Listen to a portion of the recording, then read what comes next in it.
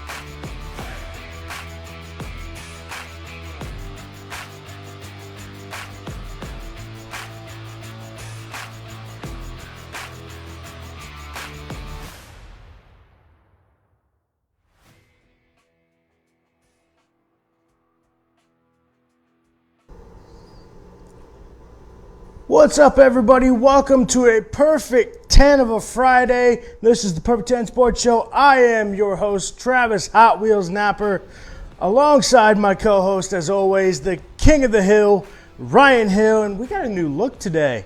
We don't know if we've been in here before. I know we did this whenever we were doing the Red Flag podcast, but I think this is our first time in this studio. It's kind of exciting. Yeah.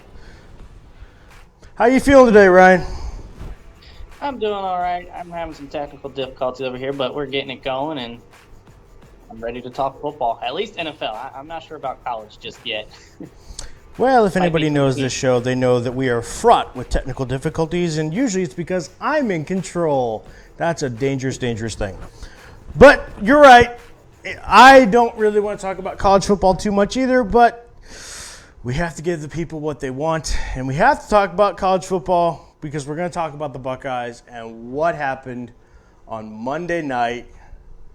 Dear Lord. Buckeyes got rolled. They got rolled bad by the Tide. It was not pretty at all. I want your initial thoughts on the game. We'll try to go in as depth as we can about this game. But first, I want your thoughts on the game. Tell me what you liked, what you didn't like. Tell me your thoughts, King. I didn't like really anything about this game from basically the first play from scrimmage when Trey Sermon went down with the injury. That's when I kind of knew the whole game plan was going to be thrown out the window because Master Teague is a solid running back for Ohio State, but Trey Sermon brings a different element to the game that Master Teague doesn't. And it just threw the whole game plan out the window and really stirred things up. So now Alabama really has to respect the pass game. They will get a lot of pressure on Justin. Just bad all around from the get-go, so we got steamrolled just like I kind of figured once Trey Sermon went down. Sean Wade, he was out there on the island. It was terrible. I was hoping we'd have a little bit more fight in us, but it really losing Trey Sermon was a big hit for this Buckeye team. They never were able to recover. Yeah, I definitely shared the same sentiment. When Trey Sermon went down, this game took a wild, wild turn. And to be honest, I think it's because they panicked. I really think that they started to panic once Trey Sermon went down because you saw the game plan have to change. They had a clear game plan going into that game. And once their star running back went out, it went all downhill because they had to rely on everybody else. And that also meant relying on Justin Fields, who they were probably hoping they didn't have to rely on too much. But unfortunately, when your star running back goes down, it's on the quarterback. I agree with the defense. Sean Wade was put basically in his place. We'll have a lot more to talk about with Sean Wade towards the end of the show. But all in all, I thought this game was not great. But at the same time, I also feel like this team is maybe getting a little bit more buried than they really should be. Granted, it sucks losing as badly as they did. And they did. They lost bad. Not even going to sugarcoat it. They lost bad. But there were way too many opportunities for this Ohio State team to score and stay with Alabama. For the people that said that this team sucks and calling this team trash, and there's been even Buckeye fans calling this team trash, I don't buy it, and I don't agree, because they were staying stride for stride, touchdown for touchdown with Alabama until this game went about 14-14 or 21-14. Then when they settled for the field goal, you just saw this game kind of get out of hand. They were not doing really anything wrong at that point. You and I and Alex had our tailgate show for the Buckeye Bro Show. We even said that was the game plan that they kind of needed to have. They needed to now they maybe played a little bit too soft coverage on Devontae Smith, especially Shaun Wade. And again, like I said, we'll have plenty to talk about with him. But we said going into that show, they needed to kind of play what was in front of them. They needed to let the receivers come to them. The problem is, when they let the receivers come to them, they weren't getting to the receiver fast enough. Every time you saw an Alabama receiver catch the ball, it took a couple of seconds before the defenders got to them to really tackle them. And when they tackled them, they only tackled them one or two players at a time. You have to gang tackle these Alabama wide receivers, and it just wasn't happening. And that went across the board, not just with Shaun Wade. Yeah, absolutely. I mean, having a linebacker also on Devontae Smith was not going to work in this game. Tough Borland and all them, they play the linebacker spot. They're not fast to keep up with Devontae Smith. We were playing like 10 yards off the line, and I was waiting for them to move up. Because all they were was doing those little flip screens out the backfield to get Devontae Smith or Jay Harris the ball. And for some reason, we just stayed in like that safe defense play right there. It just never really worked for Ohio State the whole day. And Alabama in the second quarter, as you mentioned, was able to finally blow the game up. I mean, it looked like Ryan Day kind of just threw in the towel right there before halftime. I mean, I know he really didn't want Alabama to get the ball back, but 3 consecutive run plays there at the end, but still about a minute and a half, 2 minutes in the game clock. That was one of the first times it looked like Ryan Day had given up, at least in this half. I don't know if he was just trying to keep up at halftime but I was disappointed at that moment right there, and Ryan Day and Ohio State, it looked like they beat at that point. Yeah, I wasn't too pleased with it. At first, I thought maybe they were just trying to run the clock down, and I could understand that. You want to get into the half, hopefully stop the bleeding going into the half and kind of just reassess what you're doing.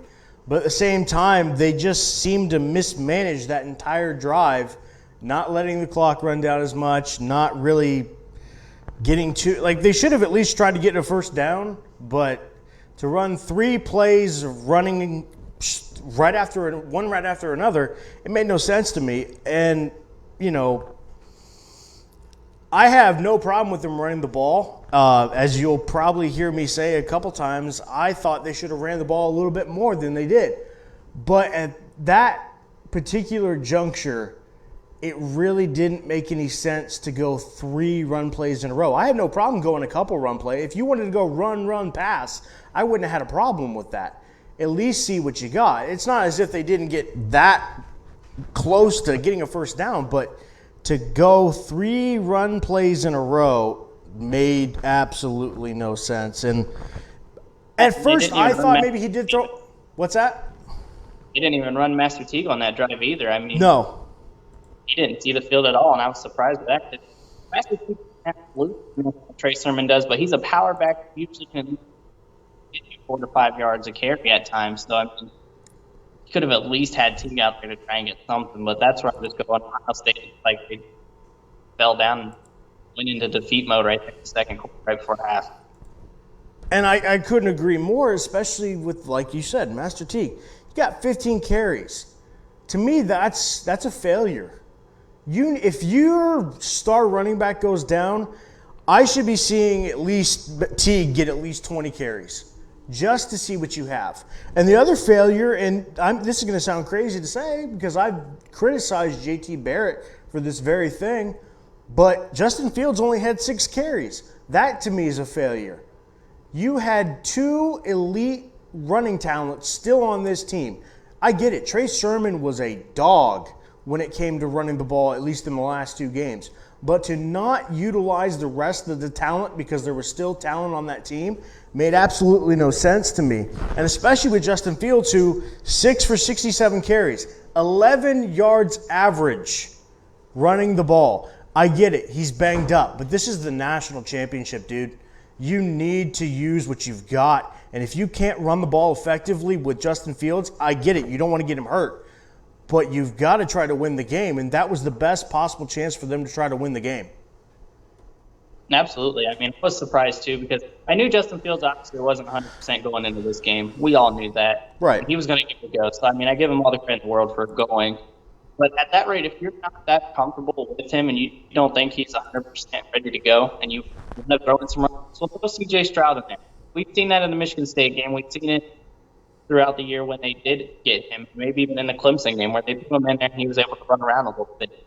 See what you got, at least out of the backups there for next year, because they didn't get much play. We've got very limited time, but if you're already throwing in the towel and everything and the whole game plan is busted, you got to try different things. You got to keep them honest at everything, and throwing Stroud in there or anybody else would have been nice to see. Yeah. All in all, though, I think that we had a good team. I think we had a decent game plan.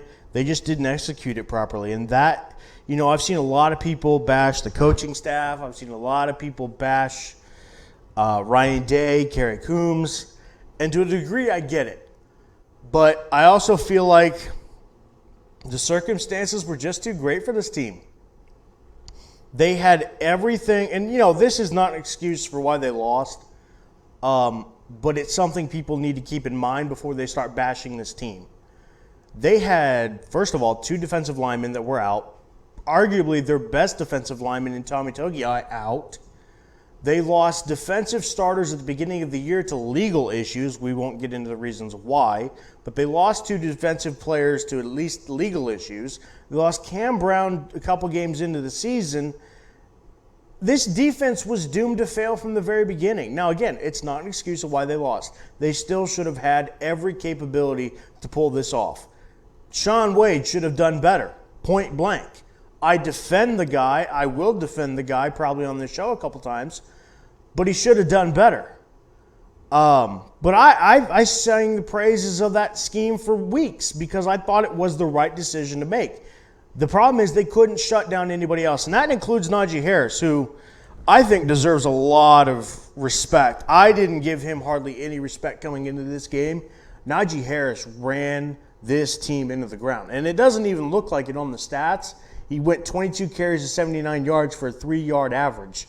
But a lot of people were criticizing that we couldn't bring him down. That's not really on the defense. Now, you have to learn how to tackle better, obviously, but that's on Najee Harris for being able to learn how to just run through tackles and being a strong physical guy that's hard to bring down. That's just skill. That's not anything he's doing schematically. It's just skill and athletic ability. It's hard to combat that with scheme. They even gang tackled him and they still couldn't bring him down. Yeah, I give Najee Harris all the credit in the world. As you said, it's like we both overlooked him, especially when we did the Buckeye Bro Show tailgate show on Monday morning. I honestly didn't even account Najee Harris too much. I thought Devontae Smith was the defense would tone up and stop Najee Harris. I was wrong. As you said, the stat line doesn't show what Najee Harris really did. It was awesome catching out the back. Just all the guys that seemed like would touch him, but he wasn't going down. And that's all the credit in the world to Najee Harris. He's a tough running back. He's going to go out there and he's going to fall forward every single time. And I remember that hit. I think it was Josh Proctor hit right about the 5-yard and smacked him. He just stood straight up. I mean, he didn't get anywhere because he was able to get wrapped up. I think Sean Wade did on the tackle there, but that just goes to the toughness of Najee Harris. So all the credit in the world to him. He played a phenomenal game, in my respect, even more so than he already had. And then, as you said, I mean, I don't think this team was a terrible team at all. Ohio State was a great football team this year. We only got a small sample size of that, and that's awful that we didn't get to see this whole team gel throughout the whole year. But they weren't a bad team. They went through a lot of stuff. They went through a lot of adversity this year, and they were still a shell of themselves going into this. As you just mentioned, all those guys being out, losing your star running back at the beginning of the game.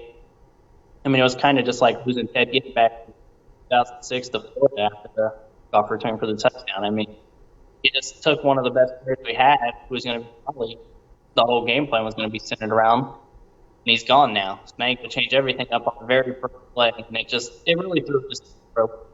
Now that Trey Sermon playing in the game, he's going to possibly win the game for Ohio State. The offense would have looked much better, but defensive-wise, we just weren't ready to stop Alabama. It's Alabama, and we're all just living in their world right now. Yeah, and the big thing, like we talked about during the show on the Buckeye Bro Show, was who was going to win the trenches. Alabama won the trenches point blank. And that's another issue is, the run game didn't get going because they didn't really win the trenches on both sides of the ball. Neither side of Ohio State's line got any sort of pressure or push at all. And so, Trey Sermon may have helped the team a little bit, but that line wasn't getting any sort of push on Alabama's defense. So I don't have any real confidence it would have really mattered that much. What's that? Losing Wyatt Davis there in the second quarter, that didn't help us at all either. It was just everybody was like flies in this game. And Alabama lost quite a few of their stars as well. Devontae Smith actually went out in this game late in the game. They were without the Remington Award winner starting center. I think they had a player go down for targeting, which was shocking that another targeting happened in the playoffs. But that was a big turning point for Ohio State, because that right there, they should have been able to punch it in for the touchdown and take that game 21-21. And when Alabama, even after losing, I think it was their safety maybe, when he got taken out, I mean, they still stepped up and stopped Ohio State to what would be a technical 3-and-out right there after the automatic first down. So Alabama was ready for everything. We saw last year Ohio State kind of crumbled after Sean Wade got taken out. We saw Clemson crumble last week when they played Ohio State, when Stefanski went out. And Alabama, for them, it was next man up. They didn't miss a beat on the defensive side of the ball. The last thing I want to talk about before we kind of just give an idea of, some of the stats in this game.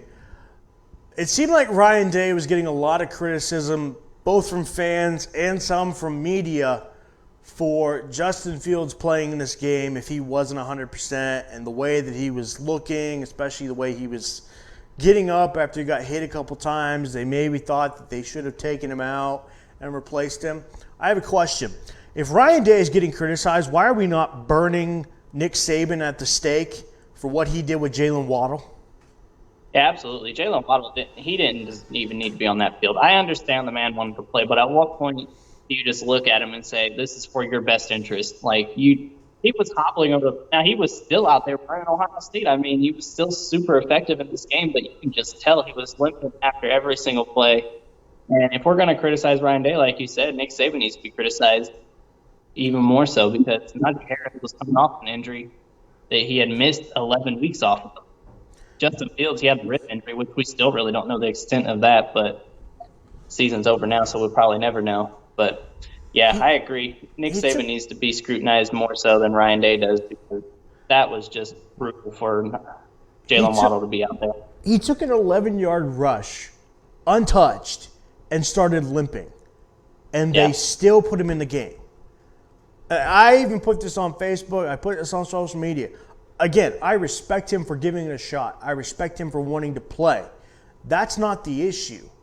The issue is you're a coach for Alabama. You need to control your players. And they should have been a little, to me, in my opinion, should have been a little smarter to make sure that he does not potentially ruin his career. Because if he took a hit and re-injured that leg, it's game over.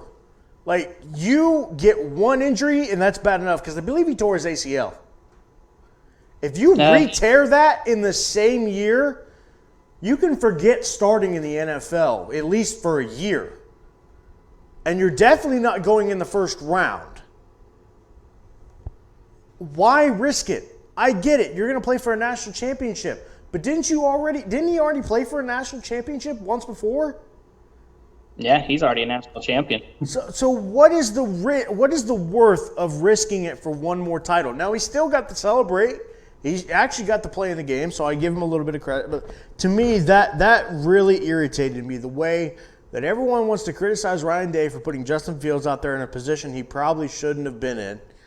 because he looked injured. He really did. And it clearly showed because he wasn't as elite as he was last week, even though, he still had the broken ribs or cracked ribs or whatever he's got going on. He looked good last week, but not so much this week.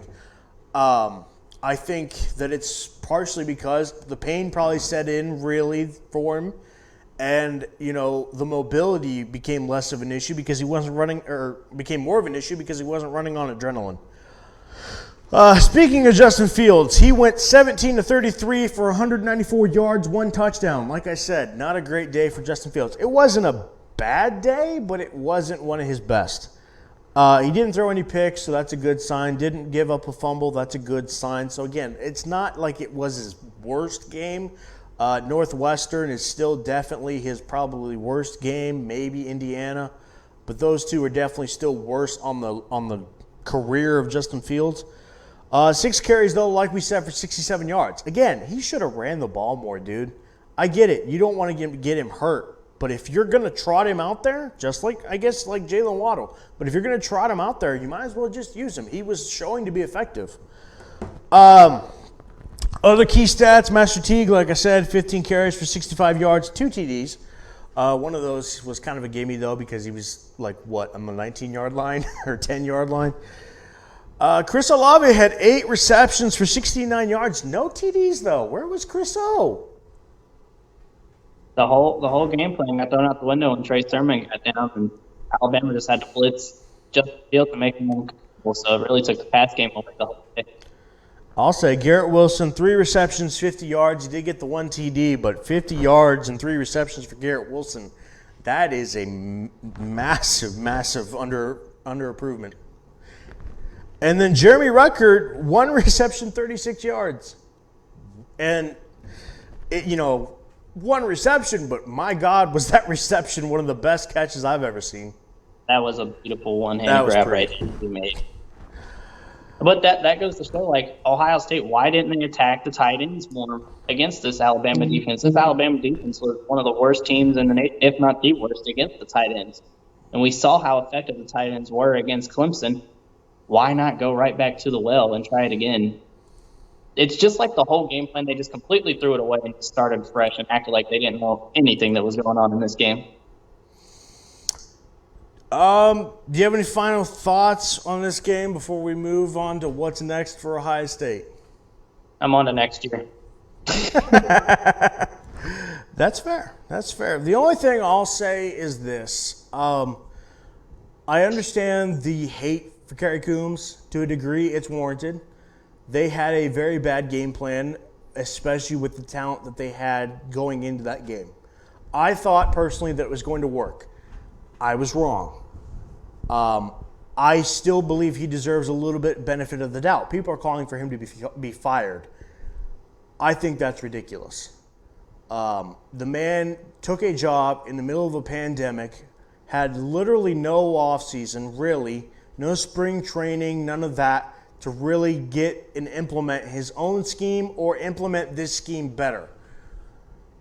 He was working with a defense where every week had no clue who was going to be starting, who was going to be out.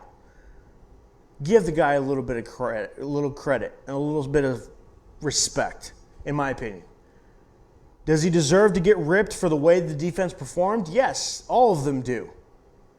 But at the end of the day, for you to call for him to be fired after a half season, not even a full season, I think is ridiculous. And the same goes for the people that were calling for Ryan Day. I've seen that happen. I've seen comments for Ryan Day to be fired. Are you kidding me? And I said this yesterday on the Buckeye Bro Show. Are you kidding me? What in the blue blazes makes anybody think that Ryan Day, after 2 seasons where we not only went to the college football playoff, but had an opportunity to not go to the national championship this time, but last time. 2 seasons, and we almost went to back-to-back national championships. And you want him fired? Get serious. Get serious. I said this yesterday, but I see why Ohio State fans are not very well liked in the scheme of college football. I really do. Because I've seen a lot of whining babies that just want to cry about the dumbest stuff I've ever seen. and act like this team is absolute garbage and should be just ripped apart from the foundation. We're going to be fine. It's fine. Relax, as Aaron Rodgers would say. RELAX. Relax. We're good. All right. Any final thoughts? I agree. There's no way that Ryan Day needs to be called for his job. This man is building a great team here in Ohio State. I mean, the recruiting is on another level. We thought the recruiting was on a different level with Urban Meyer. I feel like the recruiting's gotten even better with Ryan Day here. He's got immense amount of talent coming in. Kerry Combs, he's got his talent coming in too. We got some DBs coming in here, 5-star recruits. So, I mean, let him get his guys back in here. I mean, and let's get a full season. Let's get a full off season and see what happens. And then if this team starts falling apart again, we can talk about criticizing. But right now, this team got you to a national championship in a year that we weren't even supposed to have football. And everything that this team faced, they didn't know how many people were going to be playing each week, as you talked about. And here we are battling for a national championship against Alabama. So I'm going to still chalk it up as a great season for Ohio State. Yes, I'm disappointed, but absolutely not sure to lose their job. This team probably more than any team did all year. And everybody went through a lot, but Ohio State, I feel like, in particular, went through a bunch just to get to this spot. All the respect in the world for Ohio State and Ryan Day and the coaching staff. I'm excited for the future of Ohio State.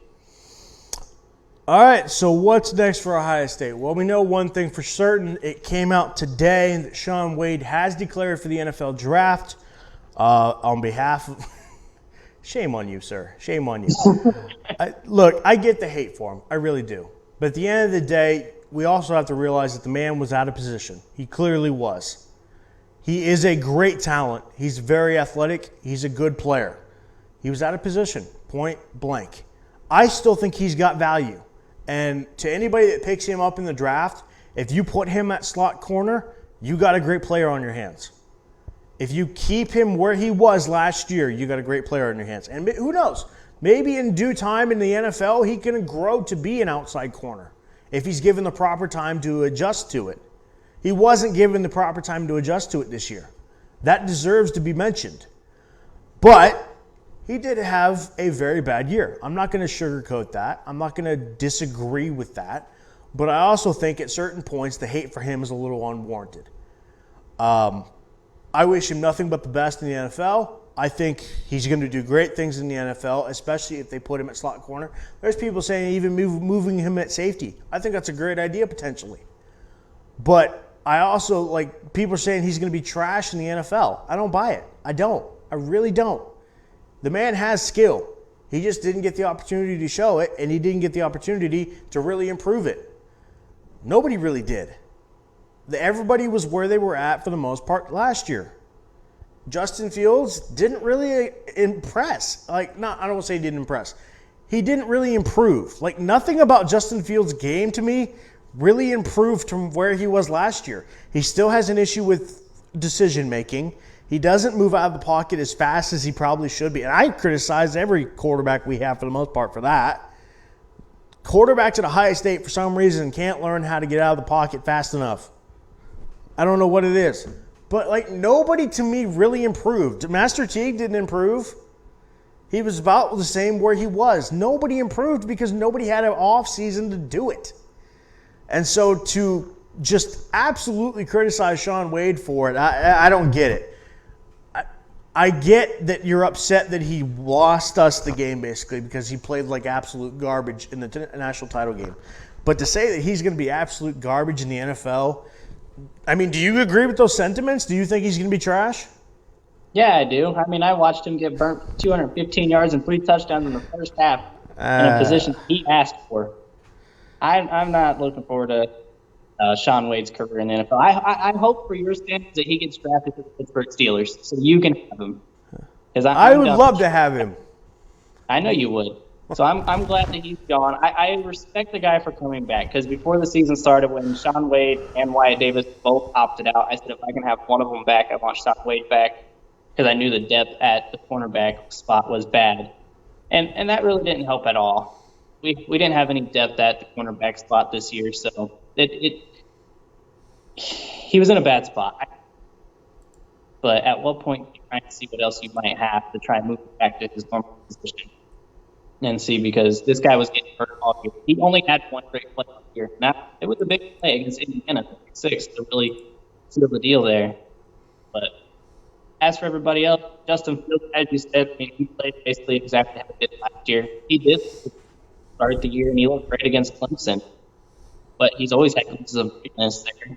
Master Teague, I don't think he's an all third down back for all 3 downs. I think he's a great third down back and a great goal back. But he needs that J.K. Dobbins in front of him.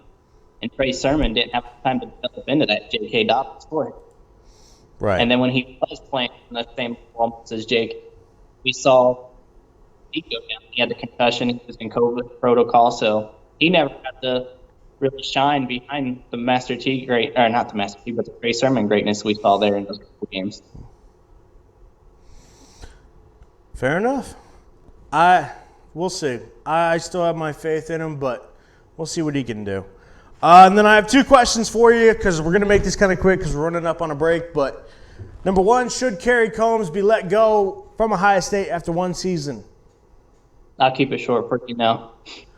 I agree, no. At the end of the day, I understand people don't want him to be the play caller, but you need to at least keep him on the staff for the one reason that Ryan brought up. The man's a hell of a recruiter.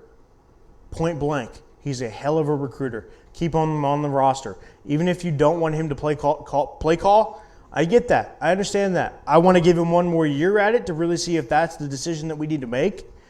But the man deserves to be on the coaching staff for the simple fact that he's a heck of a recruiter. I don't think he's a great man too. Huh? He's a great hype man too. He gets the. Oh, he's amazing. I watched his press conference when he got hired. It's like, dude, I want to run out on the field and play for this guy. Absolutely. Like, you need those coaches on your team. You really do. Even if he's not schematically all there defensively, he's still got so much more to offer this team that I don't think people realize. So I agree. No, he should not be let go after 1 season. And then point blank, is this Ohio State team going to be back here next year? Maybe not the national championship. I won't go that far. But will they be back in the playoffs next year? I think they're going to win the Big Ten. But that doesn't tell me anything. It's going to be really tough. I know the question is the playoffs.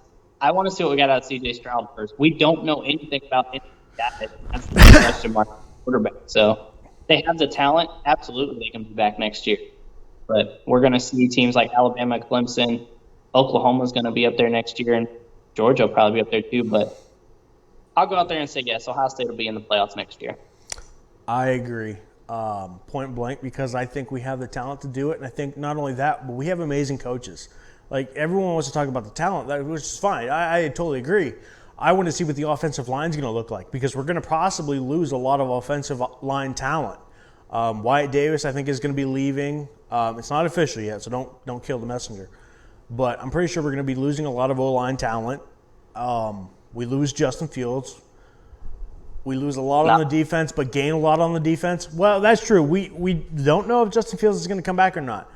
But I think that there's a lot of talent on this team that has a lot of good coaches to learn from, and I think that's the difference. Is Ohio State, whether people wanted to crap on the defense or not, there's still a lot of great defensive coaches on this team that just didn't get a chance to really coach a team through a full season.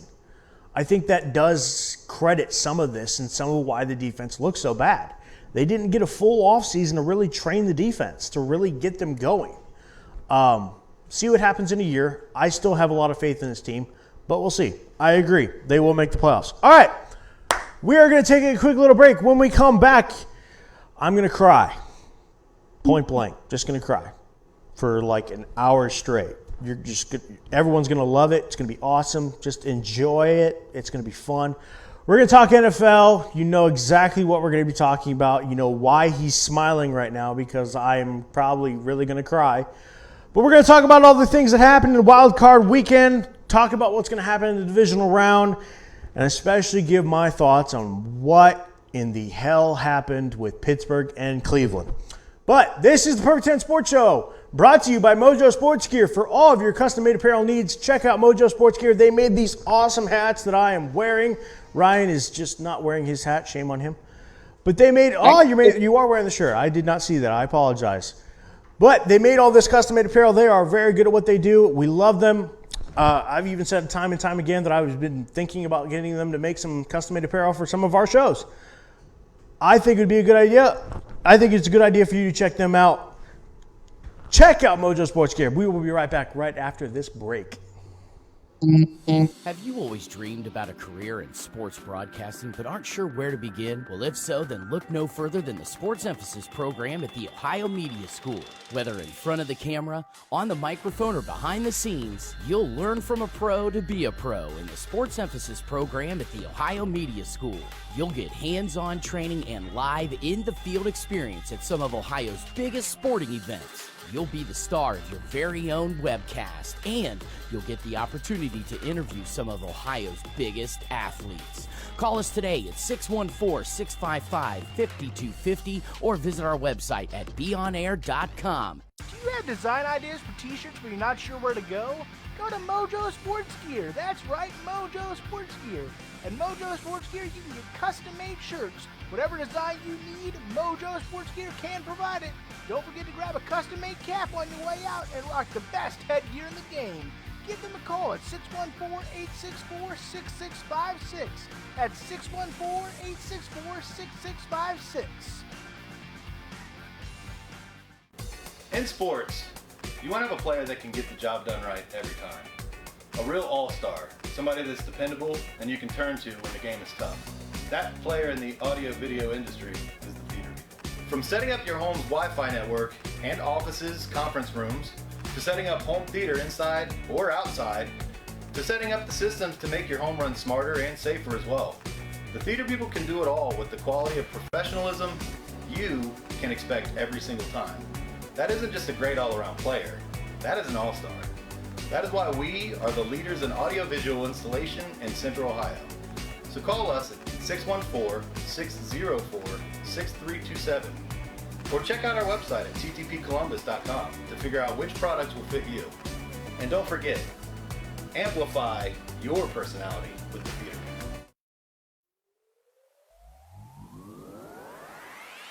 The future of In the Moment and In the Know media is now. And the Ohio Media School's Next Level Education program is bringing you the know-how to make your creative vision a reality. Send your message, your music, your art, and your talent to the next level with the Ohio Media School. Welcome back to the Perfect 10 Sports Show, and now is the part of the show where I feel sad. Sadder than I did from the Ohio State Buckeyes, which I didn't think was going to happen. But, man, at least Ohio State put on a performance. That's more than I can say for the things we're going to talk about. We're going to talk about the NFL, everybody's favorite part of this show, because everyone gets to rub it in my face when things go wrong. But before we talk about anything that happened on Wild Card Weekend or the divisional round that's coming up, and especially the most important game, Pittsburgh versus Cleveland, one thing or a couple things that we do want to talk about really quick. Obviously, there was some breaking news, I believe late yesterday, on some coaching news that happened in the NFL, especially important to hear in the Buckeye State. Urban Meyer is now the head coach of the Jacksonville Jaguars. Your immediate thoughts, sir, Mr. Ryan Hill? Unlike a lot of the Buckeye fans, I'm actually really excited for Urban Meyer in this position.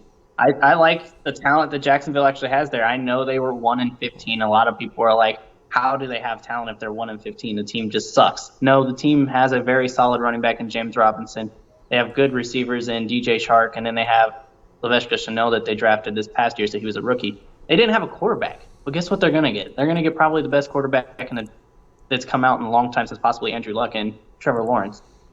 So he's going to have great talent to work with. They're going to have to shore up the defense side of the ball, but I think Trevor Lawrence is going to come in there. Him and Urban Meyer are going to just run with things for a little bit. Maybe, obviously, I don't see them going to the playoffs in the first year or two, but they're definitely going to be way more competitive than they were. So I'm excited for Urban. I can't wait to see what he does. I just hope he has a clean bill of health and he'll be able to get that team rolling. I completely agree. And like you said, for people looking at this team saying, well, they were 1-15, how are they that good?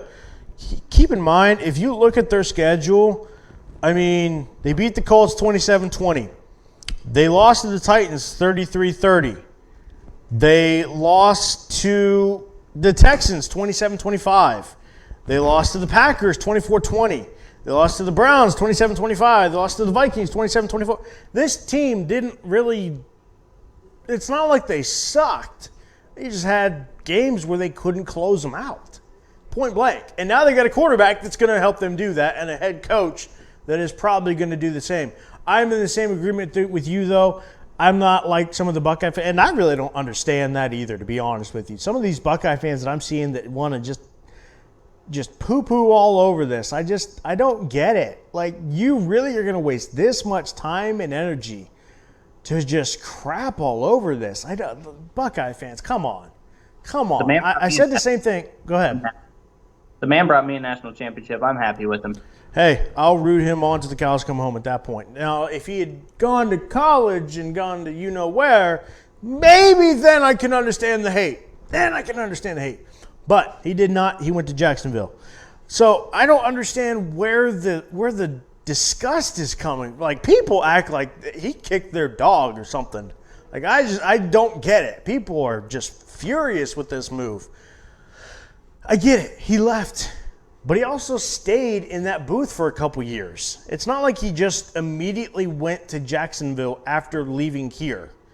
He went, did the analyst thing for a little while, realized he wanted to do something more. What more can you really say? And why are people this upset about it? I really don't understand it.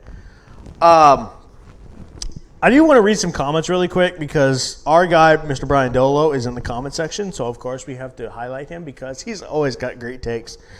First, he says, Ryan, you're my guy. He says, his offense is basic. You figure it out, and he runs because Urban is a runner. Where's all the other comments? Good thing he's got James Robinson. That's a great running back right there to use. Oh, yeah, absolutely. Absolutely. And that's one of the reasons why I think this is going to be a great team because they already have pretty great offensive talent. James Robinson is very underrated in my opinion. And DJ Shark is not a bad receiver. I think he's really come into his own as the season progressed. This team could be very good. Now, they're like you said, they're not going to really go anywhere in the first year. I don't believe it either. But he's not getting like the New York Jets. He's not getting a bottom from the ground up rebuild. They got some pieces there. It should be interesting. He also says, I thought his health was bad. It was an excuse. Yes and no. Yes, his health was bad, but that wasn't the only reason why he left. Let's not act like he didn't leave because he got thrown under the bus because of what happened with the Zach Smith stuff. You're kidding yourself if you don't think that's a reason why he left. And it's rightfully so. They tried to make him the scapegoat for a very... Now, granted, he deserves some flack for it because he made the hire. He did, in a sense, kind of try to push that under the rug a little bit. People were acting like he was Zach Smith. They were treating him like he was Zach Smith and did all the things that Zach Smith did and that he deserved the same type of treatment. I don't buy that. I don't believe that. And I think anybody that does, I think you're kidding yourself a little bit. Does he deserve to get a little bit of flack for what happened and allowing that guy to be on the team? Maybe. But at the end of the day, he can't control what Zach Smith does. He's not his father? I don't know. Right. It was just a really stupid situation. He also made some comments beforehand that said that the game was embarrassment for High State and Alabama. I agree. It wasn't his day. I had to point out he made a joke. It was funny. Olave was a no-show. He agreed. All right, so, but we're both in agreement. Should be pretty interesting. I'm excited. I think it should be fun. I can't wait for next year to get here now and see Urban Meyer coaching there. One person that is probably not too excited that the NFL season will probably be moving on without him is Doug Peterson, who got fired. How great. Well deserved. Stupid idiot, point blank. Yep. He got what he deserved. He did. He absolutely did. And people, why did he get what he deserved? He lost his locker room. What do you expect? You made the dumbest decision I've seen in quite some time to basically tank without, like, it'd be one thing if he told his team, you tanked without even telling your star rookie, who's actually been pretty good. And you benched him for Nate Sudfeld. What did you think was going to happen? Did you think you were going to ride off into the sunset and just everyone was going to forget it a couple months from now? No. You made a dumb decision. You deserve this. Any final thoughts? Oh, I just think he got what he deserved. As you said, I mean, he benched their star rookie quarterback who was actually winning games for them or keeping them at least in games for Nate Sudfeld, who came out there and just did absolutely worse than he did. It's like he wasn't doing anything to move the ball, yet you didn't move back to Jalen Hurts. It made no sense to me, but he got what he deserved, and now we'll see what Philly does from there. And then the last piece of NFL news before we really break down these games, Deshaun Watson for the last couple of weeks has hinted that he's not happy with the Texans. Shocker. I wonder why. Let me get up a list of all the dumb decisions they've made. Hold on, it's a really long list. Shocker? No, not really. What do you think about him potentially wanting a trade? I don't know if the rumors have been official that he wants a trade. I know it's just, at this point, it's really just rumors. But I asked 2 questions for you. Number 1, what are your thoughts on him potentially wanting a trade? And number 2, if he does want to trade and they do end up trading him, which they seem to love to do with their stars, top 3 top trade destinations for Mr. Deshaun Watson. Go right ahead, sir. Well, I think he absolutely should demand a trade. I mean, Bill O'Brien's not there anymore. So the elephant in the room that nobody likes is gone, which is fine. So that might help a little bit, but he didn't like the process that he wasn't in on the hiring of the general manager. He didn't like that he was left out in the wings. So I think he deserves to demand a trade. I feel like his career is being wasted. J.J. Watt even said it himself, that he apologized to Deshaun Watson for wasting some of his best years. So even when you got star players like J.J. Watt coming out saying, I'm sorry, you don't deserve this, you should go. I mean, let the man go. Let the man go where he can have a chance to win and show off all of his talent, because I think he still led the league in passing yards this year with whatever he had of an offense. So top 3 trade destinations, I see Miami as a top trade destination. I don't know if that's really going to happen. They believe in Tua, but I would like to see him go to Miami, even though he'd be going up against the Patriots. But Miami could be one. I'd love to see him go to New England. I know that the whole NFL would blow up if he went to New England, knowing that I think his name is Castro, something like that, the new GM. He just came from New England. So if they send their star quarterback to New England, oh, man, they're going to really start thinking New England's cheating here. And then third team, maybe even your Pittsburgh Steelers. Find a way to package up some draft picks, find a way to package up some players and send them down there for Deshaun Watson. I think you guys could really benefit from having Deshaun Watson at your quarterback. Oh, I got the perfect player to send down to Texas. We'll talk about him later, but I think you know exactly who I'm talking about. Everybody else is going to have to wait to find out. But I agree with 2 of yours. I definitely think that Miami – first of all, I agree. I think he definitely deserves to demand a trade. And a lot of people were getting on his case because of him feeling like he wasn't part of the process, and people were kind of giving him crap, like, why do you feel like you deserve to make the decision? Or they thought that he wanted to make the decision. No, that wasn't the case. The case was he thought he was going to get a say in people that they looked at. Not that they decided who to go with, but who they expressed to him, or at least according to him, that he was going to be part of that process, that he was going to get a say in people that he felt would be good fits for their GM position and for the head coaching position, or just the head coaching position. He didn't get it. He wanted Eric, I don't know how to say that last name. What's his last name? The OC from Kansas City? It starts with the O, I think, but I don't even know. It's B. It's Eric. I don't even want to try. But y'all know who I'm talking about. He didn't get a say in any of that. And the funny thing is down the road, they end up even doing it. But they acted like they weren't going to do it, and that's the problem. And I agree with 2 of your trade destinations. I think Miami is definitely one of them. I don't believe they actually are sold on Tua, and I wouldn't be if I was them. Look, point blank, Tua kind of sucked. Like, he deserves the credit, or he deserves another chance, but he kind of sucked. And that team is loaded. Like, loaded. and he just didn't fare well. Maybe that's due to his potential injury still. Maybe he is still a little nicked up. But he underperformed, in my opinion. I know that's going to disappoint Jason, but he kind of disappointed me. And I don't know if they're sold on him. I wouldn't be. So I think Deshaun Watson would be a huge upgrade for them.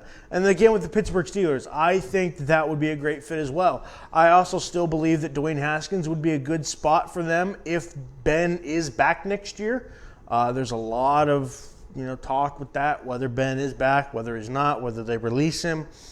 But I think those are the two quarterbacks who, if you have an opportunity, if you're Pittsburgh, you've got to pick up one or the other.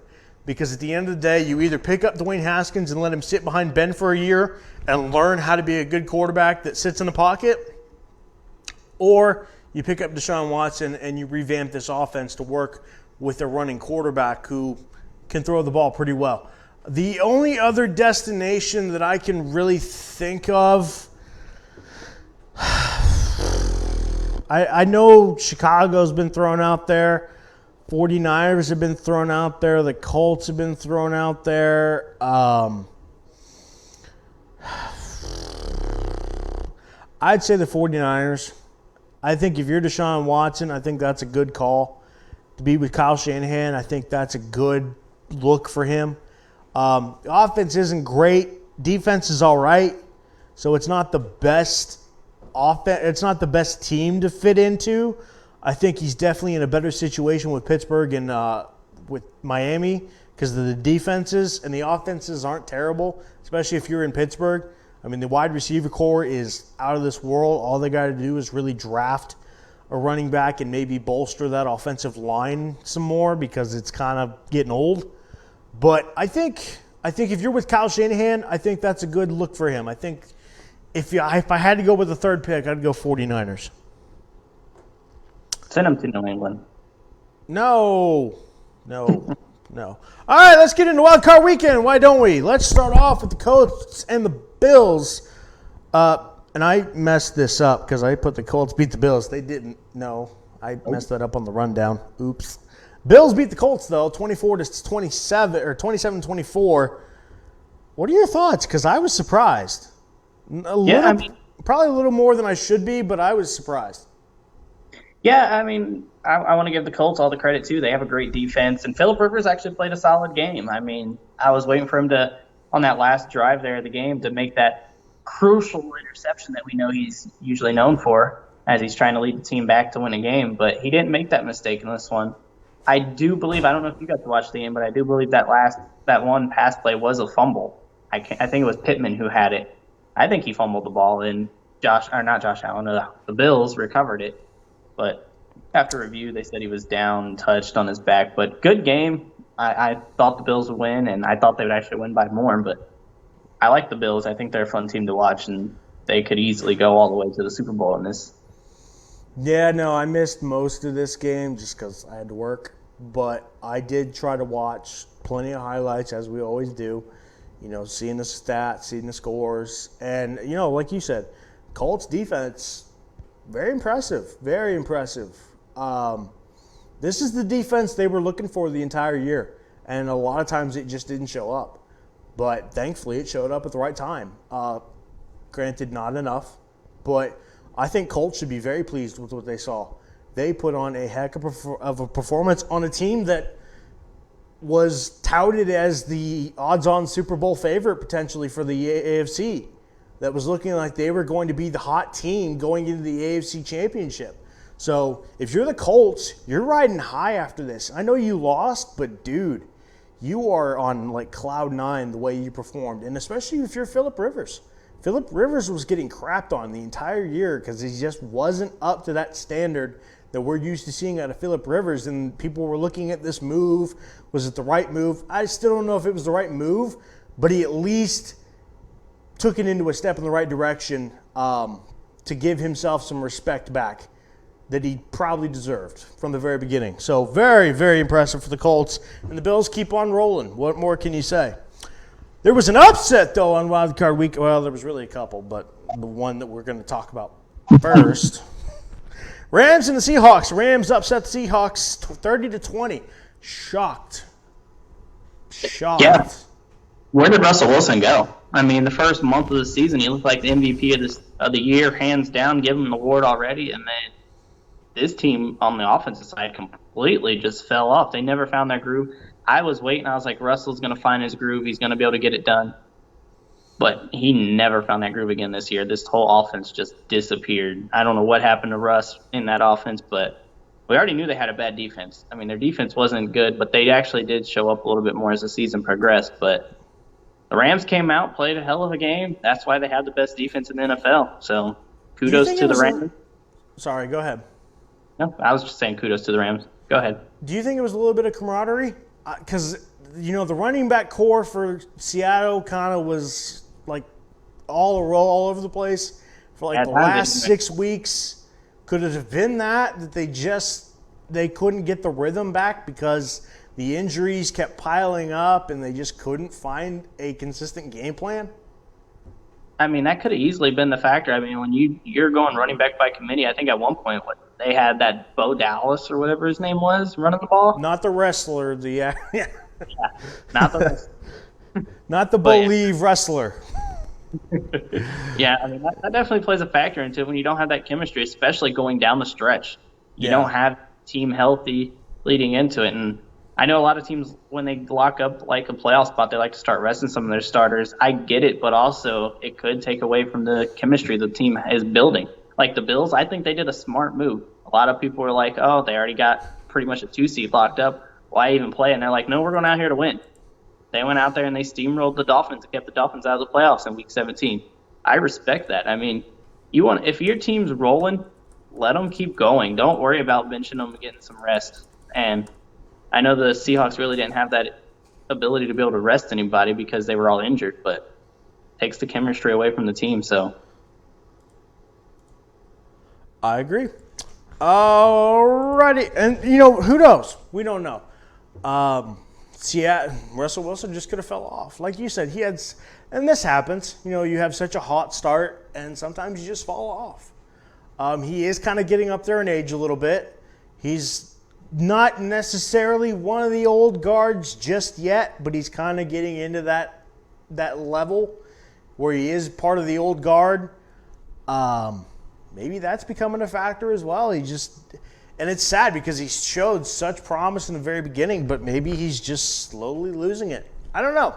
I don't want to give too much stock into that because he's such a great player. But I think that the running back committee having a lot of, fluctuation, I really think that definitely is a factor in it. Buccaneers had some trouble. They played the Washington football team, who still won't have a name because why not? Let's just keep calling them the football team. But this was a close one. Tom Brady almost lost to a team with no name, too. Can we give him crap, too? Since everyone wants to give me crap. Why? Because he actually looked good. I mean, it was the defense couldn't stop Taylor Heineke, I think's his name. I mean, that guy came out and really stepped up and played a phenomenal game. What a name, by the way. What a name. Yeah.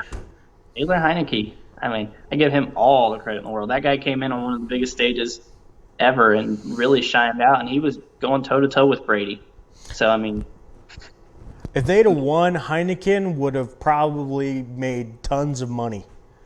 Absolutely. Just tons of money. The memes would be wonderful. I think he should be sponsored by Heineken. Just book it. He needs to be sponsored by Heineken. There's no questions asked. Make it happen. We had the Ravens with the Titans. This was the game I expected to get. Different result than I probably expected, but this was fun. This was a good one.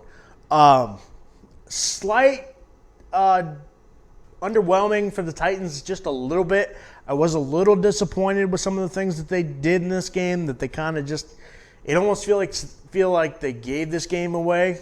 But this was the matchup that I was looking forward to, and to me, this game didn't disappoint. What about you?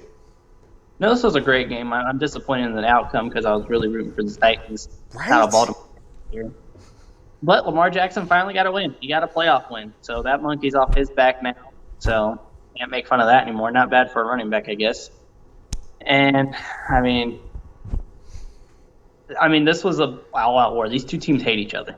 You would think these two teams were division rivals. I mean, I know we'll get into it later. I'll mention that when we get to your game. But, I mean, Baltimore didn't win with class, that's for sure. No, they really didn't. And, you know, Tennessee didn't exactly win with pride either when they faced off. I get it. We're going to talk about logos when we get to the Cleveland-Pittsburgh game. I got a lot to say. Let's just put it that way. And then the Saints, the last game that we're going to talk about from the wild card round because we're going to save the best for last because I'm going to go off for a little while. Saints dismantled the Bears 21-9. What more can you say? They put this on Nickelodeon, and it was more fun to watch because it was on Nickelodeon than it probably ever would have been watching it on the normal broadcast. They got slimed. Everybody was getting slimed. Did you watch any of that? That was awesome. They need to do this more often. It was actually pretty good. At first, I was like, I don't want to watch that. But then in the group chat, I seen everybody like, this is pretty awesome. I was like, let me check it out and see. And then I was actually hooked. So it was a lot of fun to watch. I enjoyed all the little features that they advertised in there. And then the sliming and everything. It was great. Especially when you drop a word you're not supposed to say on live television. Especially on a kid's channel. Wow. Just wow. I feel so bad for them. They probably weren't expecting to catch that, but they caught that. Some of the jokes were funny too. I enjoyed the jokes. I thought it was funny. I really think they need to try this at least one time a year. Absolutely. Maybe even, get it a couple times. We'll see what they do. Yeah, if they'd done it during the Steelers-Cleveland game, I probably would have enjoyed it more. Well, let's move on to the divisional round because, again, I'm going to make people wait. Let's start off with, Making me wait. I don't like it. I wanted to start the show. No. I gotta tease them to please them a little bit. Let's start out with the Rams versus the Packers. Who you got? Line is 6.5 in favor of Green Bay. It's Saturday, 4:35. Who you got, Green Bay or the Rams? Man, I really want to pull for the Rams. I'm pulling for the Rams. We'll just say that. So, Adam, I'm looking at you. I'm pulling for the Rams here. Sorry. I hope Aaron Donald can get in there. That's what's going to have to do it. Aaron Donald's going to have to get in there and put pressure on Aaron Rodgers and make him uncomfortable all day long. They have some shutdown corners, so it's going to make Devontae Adams' job a lot hard. This isn't going to be easy for Green Bay. If the only thing that's going to stop the Rams from winning is finding the key to the offense. Jared Goff will be playing, but that offense hasn't looked really good lately, and we know he's got that thumb injury. So just for that factor, the questionable offense, I'm going to go with the Green Bay Packers. I think they'll find enough to get it done. I'm going to take the Packers as well. I think that line's a little misleading. I think they win by maybe 3 points.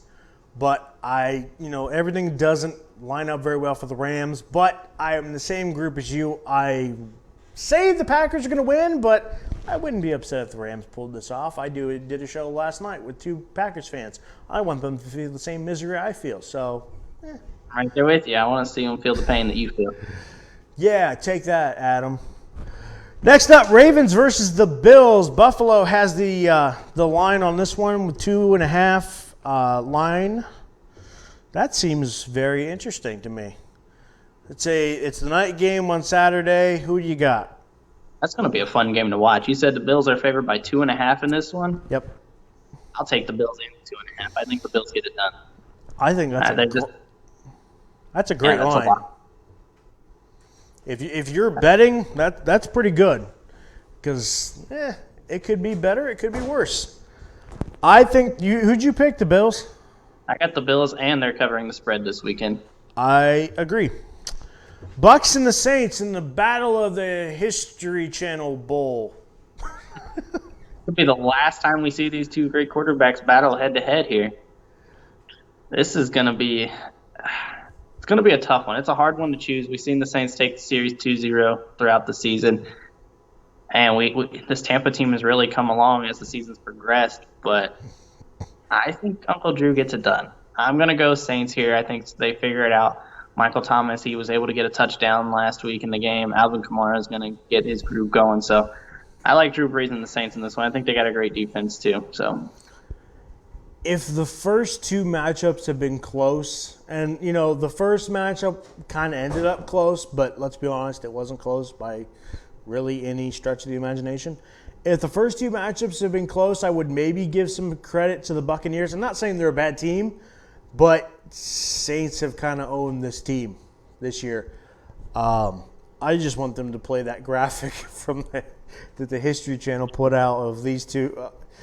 This is going to be fun. This game, I think, definitely lives up to the hype.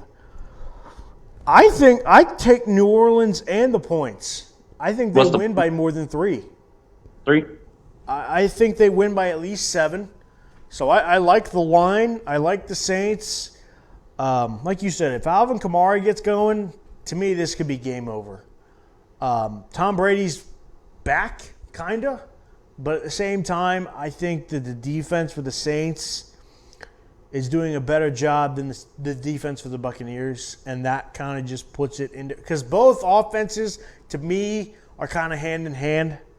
Maybe Bucs have a little bit of an advantage because I think Tom Brady is still a better quarterback, obviously, than Drew Brees. But when you take these two offenses together, it's pretty even keel. But for me, the defenses is where this game is different, and that is why I give the Saints the advantage. All right, it's rant time. Everybody ready? Because we're going to preview the Chiefs and the Browns. But first, I want you to give your thoughts first, and then I'll just go off and do what I do best, and that's cry and rant and whine about tons of things that I give other people crap for. So go ahead, tell me what you thought of this egregious Pittsburgh versus Cleveland game, because boy, howdy, was it horrible. You thought it was horrible? I thought it was an amazing game to watch. I mean, this game was I couldn't believe it. From the first play of the game when Pouncey threw the snap over Big Ben's head all the way back to the end zone, I was like, wow, they fronted the Browns 7 points, but is that all the Browns are going to get tonight? Because, I mean, we know Pittsburgh has a phenomenal defense. I know they're a little depleted here, but the Browns just got up to Big Ben, and they really didn't hit him, but they got up to him enough to startle him and made him throw the interceptions. I know I've heard all week from Mr. Brian Dolo that, the Browns just got lucky. They were in the right place at the right time. Big Ben, was just overthrowing sometimes, and the balls were tipped. Well, the Browns defense made those balls get tipped. Browns defense was in the right place at the right time, and they forced those turnovers. So besides the fumble snap, the snap that went over the head, they didn't force that one. That just happened. But the other ones, the Browns defense, give them the credit. They made the plays, and then the offense came out and capitalized on them. That was what I was wondering. If they get the stops, can the offense capitalize? And they did. And then they jumped up to that 28-0 lead, and I still wasn't comfortable. I know a lot of people weren't comfortable with this. So we're like 28-0, what world are we living in? But we knew that Pittsburgh was going to make a push.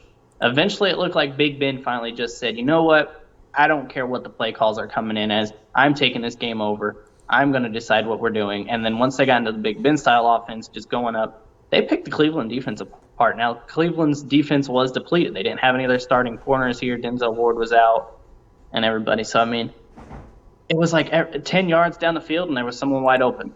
They just went straight down the field. That was the issue, and I've talked to Brian about it too, is Pittsburgh was scoring so fast to get back in the game that their defense never got a chance to get off the field, so the defense was getting tired, which would eventually let Cleveland and Nick Chubb go down and score.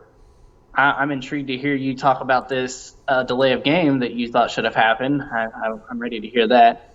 But overall, I'm impressed with Cleveland. I didn't think they'd win in that fashion. I know I picked them to win last week. I'm happy to be right about that. I couldn't be any more happy to be right about that. I love to see Pittsburgh fall. That 11-0 team, yeah, they were really great, weren't they? I said they were a fraud from the get-go. I believe it to this point. How about the little Corvette?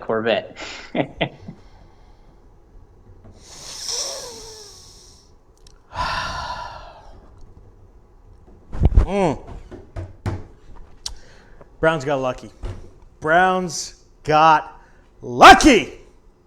Credit. I will say it from the top of my lungs, the Browns got lucky. Very lucky.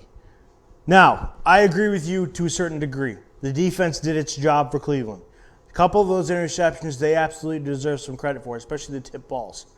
But the overthrows, that's on Ben. That's fully on Ben for being just not able to get. And I've said this to a couple times to a couple different people. I think in the grand scheme of things, sitting him was a mistake. Sitting him in that Cleveland game was a mistake because he's not getting any younger. You need him, and I get it because they played 14, 15 games straight. I get it, or 13 it might have been. But they played a lot of games straight. You want to give him some rest. You don't want to get him injured, especially if you're going to make a run for the playoffs. They had nothing really to gain from playing a lot of starters in that game. But I think not only sitting Pouncey, but sitting Ben were a mistake, especially Pouncey, and it showed with that first snap. What in the hell was that? That was ridiculous. I have never seen Pouncey do that. That was egregious. But point blank to me, the Browns got lucky. I've seen people say, oh, the Browns were the better team. They beat the crap out of the... Like you just said, we were driving time after time after time. And yes, I do have an issue with that delay of game. It should have been a delay of game. Now, I've heard a lot of people say, well, the broadcast clock isn't the same as on the field. Maybe so. But that clock still was showing 0 for at least a second or two. I can't... Are they really that off on the broadcast? Now, I've done a couple broadcasts where sometimes I was a little off myself, but I'm also a student, not a highly trained professional like these guys should be. So if they're that far off, maybe they need a new clock operator on the broadcast. But no, my biggest issue is Tomlin. I'm going to rip him to shreds probably. Why did you punt the ball?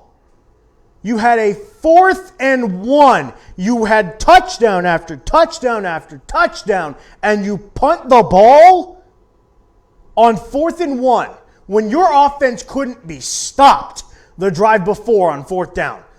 Twice, maybe 3 times, but I know for certain twice. And you have 4th and 1 and don't try to go for it? Now, I get it. Your run game isn't the greatest.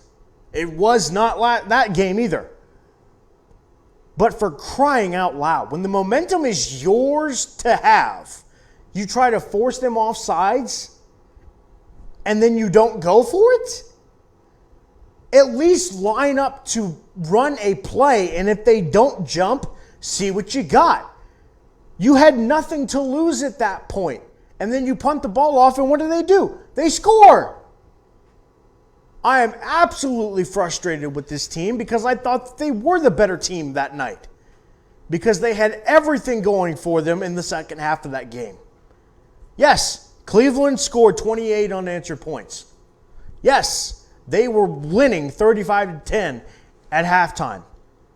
Pittsburgh won the second half, though, 27-13. They should have won it by more. Cleveland absolutely played a good game. I'm not trying to discredit Cleveland. I'm not saying they weren't good. But I really do believe that Pittsburgh was better because of the fact that they made so many mistakes, and still only lost by 11 points. I don't know what else to say about this game. And like I said, Tomlin needs to take a long, hard look at himself in the mirror and look a lot at this tape and realize he made some stupid calls. Did you fire Tomlin? To be perfectly honest with you, over the last couple of days, I have thought about that. And it's not strictly because of what happened in this game, but when guys like Juju and Chase Claypool, who both need to shut their mouth, make dumb comments like I've seen them make. That's not Pittsburgh football. You don't do stupid stuff like that. Tomlin is losing this, to me, is losing this locker room for the second straight time. And at some point, I get it. He's had 8-8 seasons for as long as I can remember. But you still have to, at the end of the day, look at that locker room and keep control of them. And he's losing all control. So if this mindset continues with this team, absolutely. And I'm a little bit more ticked off at Juju than I am Chase Claypool Chase Claypool should have never opened his mouth, but at the same time, the comments he made about what Cleveland did to Juju, to a degree I understand. He's trying to defend his teammate, but what he needs to learn is he needs to pick his battles. What he said about Cleveland before he made those comments, I have nothing to say, but you're stupid for saying that. To saying that they're going to get slammed, they're going to get clapped this week. Why? What in the hell made you say that? Why? He was heartbroken. You look stupid. And Juju, if I see one TikTok of him on the field next year, trade him. And that's the player that I was going to bring up. Needs to be traded for Deshaun Watson. I have no problem if they want to trade Juju for Deshaun Watson. Please and thank you. I'd love to see it. Gosh, this team just frustrated me. Yeah, Frustrated me. Yeah, I don't have an issue with Claypool being upset about the loss. I get that he was trying to come to Juju's defense, but Juju has done this to not just the Cleveland Browns, but he's done this to everybody. And then obviously when you say the Browns are the Browns and you come out there and you lose to the Browns, whether you say it was luck or if the Browns played a good game or not, the Browns won at the end of the day. The Browns are the Browns, I guess, but, Juju walked himself into that. It's just like Ohio State. Ohio State took what Dabo Swinney said about calling us the 11th best team, and we took that and turned it into momentum, and we loved it. So now the Browns did exactly what Ohio State did with Dabo's comments, just with Juju's comments here. And, Claypool, learn to fight your battles. You can be upset you lost, but Juju did this to himself by running his mouth so much this season and worrying about the next hot dance that's coming out on TikTok. All right, I got to read some comments because I got to read one especially from Deshaun Isaac, who decided to comment on this show and says that the Steelers were exposed heavily in that Washington game and gave everyone the recipe to beat them. How? Yeah, we already knew they couldn't run the ball. That wasn't a secret. What did they do in that Washington game that really gave away any sort of secret how to beat them? You want to know why they lost that Washington game? Because they had to play multiple games back-to-back because of COVID issues with the Baltimore Ravens. That had nothing to really do with something that Washington exposed. We already knew they couldn't run the ball. Do you think they can't run the ball, or you just think they won't give James Conner the chance to run the ball? I think it's a little bit of both. I think they don't give him the credit enough to run the ball, but at the same time, I think that the run blocking is trash this year. And that's why I said they need to up the line a little bit. I think that, unfortunately, they're just getting old at the line, and they need to draft more protection up front to hope, because they're not getting any push, really. They're getting great protection in the passing game to keep Ben on his feet. Yep. But at the same time, they're not getting any sort of push on the offensive line. It doesn't mean they're trash, and it doesn't mean that they were heavily exposed. It just means that there's one facet of their team and one facet of their offense that needs fixed. Now, I get it. Nick Chubb and Kareem Hunt ran all over the team. Better than I expected them to. But when you really look at the grand scheme of that game, if you look at the box score, they really didn't do anything that really shocked me. Nick Chubb had 76 yards on 18 carries. Kareem Hunt had 8 carries on 48 yards. I get it. But they should have run the ball more. But to say that they were heavily exposed in the Washington game, I don't buy it. And he also said that you're sounding like a Titans fan, Travis. We have more of a right to complain about punting. Why? I don't have a right to complain about punting because my team made a bad call and should have went for it on 4th and 1? What's that? That was an awful call Pittsburgh made not to go for it on 4th and 1. That changed the whole game. That was the stamp right there that Cleveland was going to win the game. Right when Tomlin gave in, sure, he said his defense was making the stops, but your defense is only going to make a stop for so long, especially when they're on the field as much. Like we talked about, Pittsburgh was scoring so fast in that third and fourth quarter. Defense wasn't getting a chance to breathe. So Cleveland was able to take advantage of that, and it proved eventually after that punt. If you guys would have been able to just go for it. You're getting 10 yards almost every pass. Why not? You already threw it 68 times. What the heck's one more pass going to do? At the end of the day, like I said congratulations to every Cleveland fan I know. Congratulations, you won a game. You got in the playoffs, you won the game. I'm not taking it away from Cleveland fans. I do think that Pittsburgh was the better team overall. Because I still have some questions about this Cleveland team, and we're going to figure out if they're answered or not when they face off against the Kansas City Chiefs. Now, I'm not going to say something stupid like they're going to get clapped, but I do think they're going to have a very uphill battle to try to climb up and beat the Kansas City Chiefs. But I felt still that Pittsburgh was the better team. When the backups play against Cleveland in the week prior and you only beat them by 2 points, I have a hard time believing that that Cleveland team is better than Pittsburgh. Now, granted, there's some really big issues with Pittsburgh, but that doesn't mean that they were the worst team. Just my opinion. All right, let's talk about that Chiefs-Browns really quick just before we get out of here. The line is 10 in favor of Kansas City. I think that's a little bit high. Maybe not, but it's a 3:05 game on Sunday. What are your thoughts? Quick predictions. I don't think it's high. I like the Chiefs in this one big. I mean, I'd love to see the Browns keep winning. I think it could bring world peace to this world if Cleveland goes on to win. I mean, good Lord, if the Browns can win, I mean, the whole world would just rejoice probably. But I got the Chiefs in this one. They got too much firepower. I know Kareem Hunt's going to want to get revenge against his old team here, but it's only going to go so far. 28-point lead against the Chiefs isn't going to work like it did against Pittsburgh.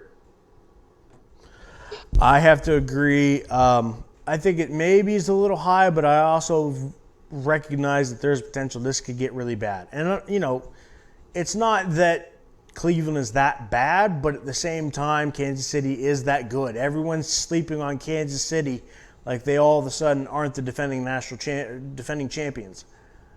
They're good. They're really good, especially on offense. And that defense, we just talked about it. The defense for Cleveland got gashed in the second half against Pittsburgh. What do you think is going to happen? Huh? They also had some starting corners out. Denzel Ward will be back this week. Fair, but no disrespect to Denzel Ward. I don't think it's going to make that much of a difference where they don't get gashed in certain aspects, especially with the firepower that Kansas City has across the board. They have a running game, whether it's with Clyde Edwards-Helaire or Le'Veon Bell. They have a running game. They have an outstanding quarterback who doesn't make overthrows very often. They have ecstatic wide receivers. I think that they are going to possibly lose big, but we'll see. I do want to see Cleveland make a game out of this because I don't want to see them just absolutely get demolished, even though that would probably make me very happy. But I do think that Kansas City gets this one done. Maybe not by 10 points, but I think they definitely get it done. All right, we've ranted on enough. I've popped enough blood vessels. Probably need to take a blood pressure pill after this whole thing. I thank you all so much for watching. This has been the Perfect 10 Sports Show. That on the big screen right over there is King of the Hill, Ryan Hill. I am Hot Wheels Travis Snapper. We hope that all of you enjoy your days. Enjoy the football that is still to take place. Enjoy the Blue Jackets hockey that is coming back. And once football is over, we will probably transition to talking more Blue Jackets hockey. And possibly some Ohio State basketball. But for most of the Ohio State basketball talk, check out the Buckeye Bros Show every Thursday from 8:30 to 9:30. Check out all the other shows here on Score Aaron Network. We thank so much for joining us. Thank the Mojo Sports Gear for letting us do what we do best. We hope you all enjoyed this. Have a perfect 10 of a day, and we will see you all next Friday. Same bat time, same bat place. Have a perfect day, everybody.